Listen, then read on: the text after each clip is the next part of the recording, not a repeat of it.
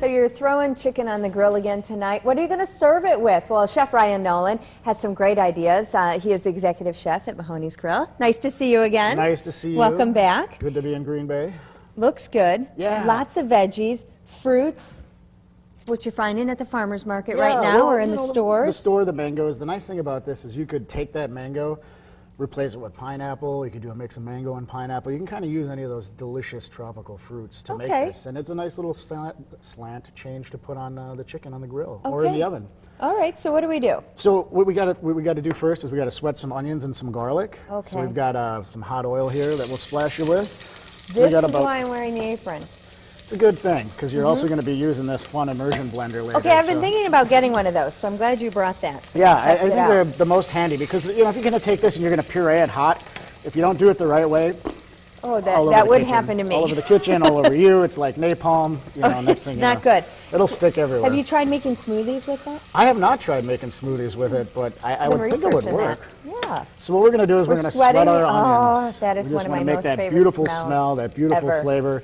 Make it a little bit tender. We don't want that bite of the onion. We want to convert those starches into the beautiful sugars. So let's assume we're already there. So we're already there. I just did that. I just assumed. Fantastic. Okay, good. So then we've got about 3 mangoes. And then you have the sweet of the mango, too.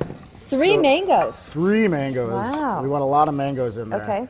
So what we're going to do is also we're going to cook this. The mango, the sugar's going to start to come out. It's starting to get a little, excuse me, it's going to start to get a little bit thicker. You're getting all choked up over this. You love mangoes so much, right? So much. They just mean so much to you. You don't know what it's like.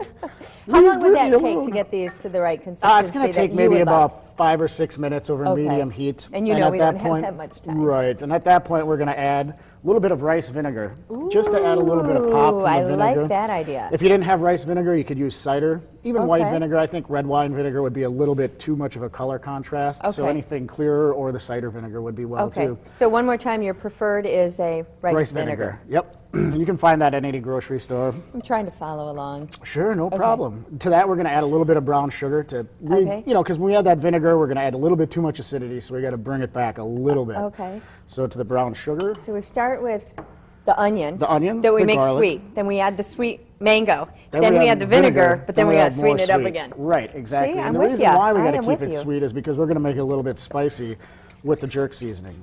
Now, if you go to the spice aisle at the grocery store, you'll be able to find like a Caribbean jerk or a Jamaican jerk seasoning. It's got awesome stuff like chili flakes and cloves and garlic and this wonderful flavors. So we're going to add that right to our sauce as a dried spice.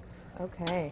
So once we've gotten that to temperature, it's going to come up to a boil, and we're going to let it simmer just a little bit, maybe 5-10 minutes. Okay. And then we're going to puree it. So we could puree it now, but we're just going to make a mess because they're not tender enough. So we'll just imagine that we've pureed it.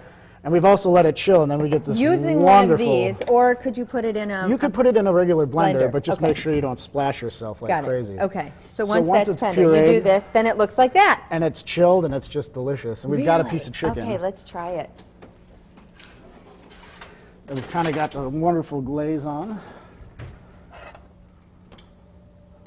Okay.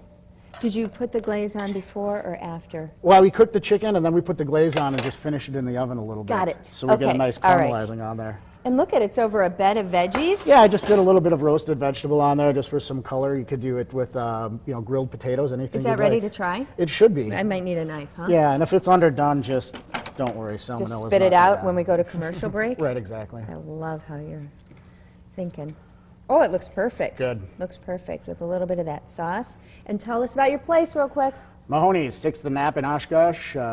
Great bar and grill. We've got some awesome Packer and Badger specials coming up for football season, so check us out for that. If not, open 7 days a week, open at 11, close at about 9 or 10, 11 on the weekends. It looks like such a fun place. Thank you. This is a great sauce. I love it. It's a little...